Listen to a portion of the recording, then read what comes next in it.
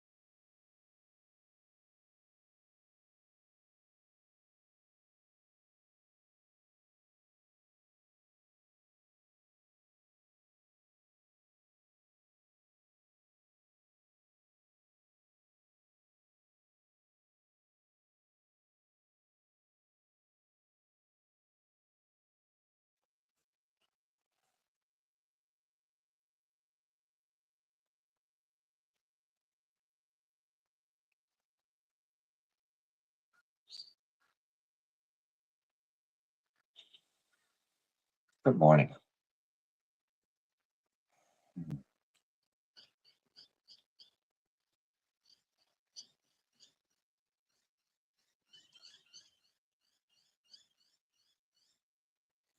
So, swinging back to something I've spoken about before, on the second noble truth in Buddhism, that we suffer, suffering is caused by uh, desire attachment.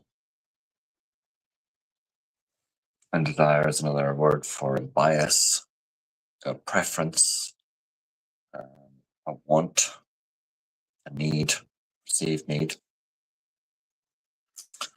And an attachment is something that we're holding on to. And we should make distinctions so that we're clear. Because we don't want to get confused with loving something and being attached to something, or loving someone and being attached to someone. So let's clear that one up first. Attachment is quite simple to assess. If you're attached to something or someone or some outcome, the attachment is based on one of two possibilities. And when you track it down, if you've got a fear around the loss of that something or someone, well, it's not even necessarily the fear. It could have two things. When you're attached to something, there's two possible ways it will go. There'll be clinging to it because there'll be a fear of loss. And then the other side of it is with an attachment, you can become disinterested or bored with it. And you don't care about it. So when you're attached, it has the fear of loss comes from the place where it's giving you something that it has a value to you because it makes you feel good about yourself. Perhaps let's say you've got some sort of a sporty car, and you're attached to it because it's an extension of your own ego. It makes you feel good about yourself. You're driving down saying, "Look at me, I've got this nice car," and it can make you feel good. But then if there's a fear around it, it'll go one of two ways with these attached things. If you have a fear, your fear of losing it. So with the car, you might not go anywhere in it. You just have it in the garage and keep it polished up, and you'll maybe drive it a Sunday for an hour. But even that hour isn't totally free and joyous because you're worried it'll scratch it or someone run into you. So it's very limited kind of enjoyment. Then it's back in the garage again and just something you're looking at. You're not really enjoying it. Sake of taking it out and having it in that way. The other side of it then is after a while, you need to get another car because you're bored with it. You don't really love it. And love is unconditional. So it doesn't have to be doing anything for you. You just love it as it is. And particularly then this comes into when we look at with the people in our lives that we love. We just love them. We don't have to be in a particular way, bond between parent and child and husband and wife or any kind of partnership. There's a loving there that accepts who they are as they are without needing them or wanting them to excuse me, to do anything for you. You don't need them to behave in a particular way so that you feel good about yourself. You don't need them to say anything to you or to be in a particular space or anything like that. You just love them for who they are as they are. without wanting them to change or be anything for you. That's an unconditional love. You don't have conditions. I'm going to love you if you behave like this, and if you do those things, and if you say those nice things to me, and if you do these nice things for me, and if you blah blah blah. So there's conditions. So we're looking for unconditional. Otherwise, we're in an attached space or conditional love, and if it's conditioned, it's attached because if we're attached to the outcome that it brings to us. Does that make sense? Then bias is where we have preference for how we want things to be. And if it's not like that, it annoys us, or we're upset or bothered by the world out there and how it's behaving. And we want it to be otherwise. And we have biases around. Maybe we look at the biases we have with, the people that we are in relation to, or the job we're doing. We have a bias saying, I just want to be doing this kind of work. I don't want to be doing that type of work. I like this. I don't like that.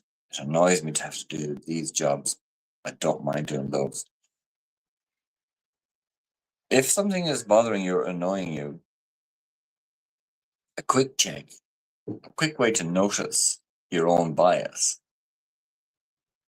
is ask yourself, if someone else was in this position, would it bother them?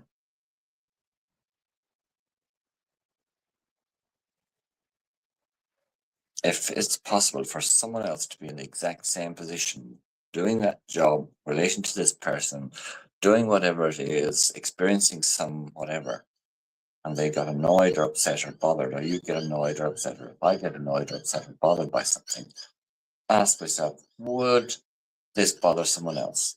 And if it doesn't bother anybody or wouldn't bother somebody else, then I have to ask myself, why is it bothering me? Why am I upset by this behavior?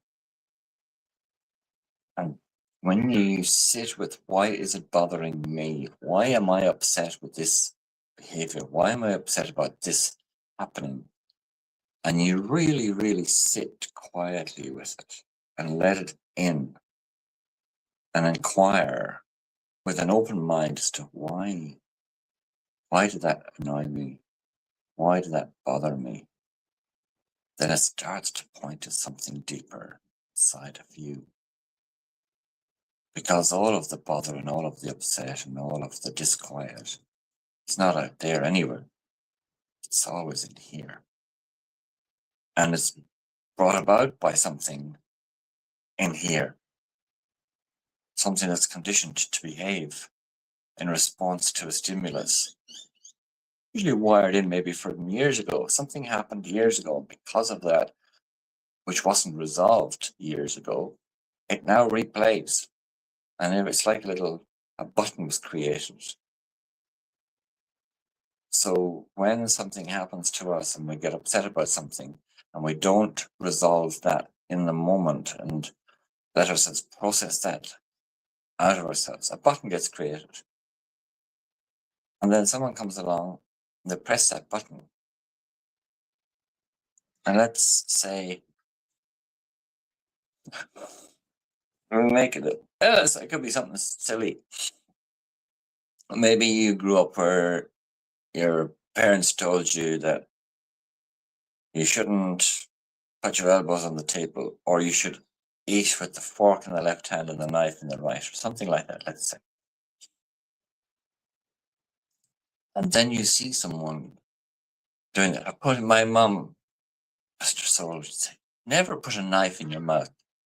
And then you're in a restaurant somewhere or out somewhere and see someone taking a knife and they lick the knife.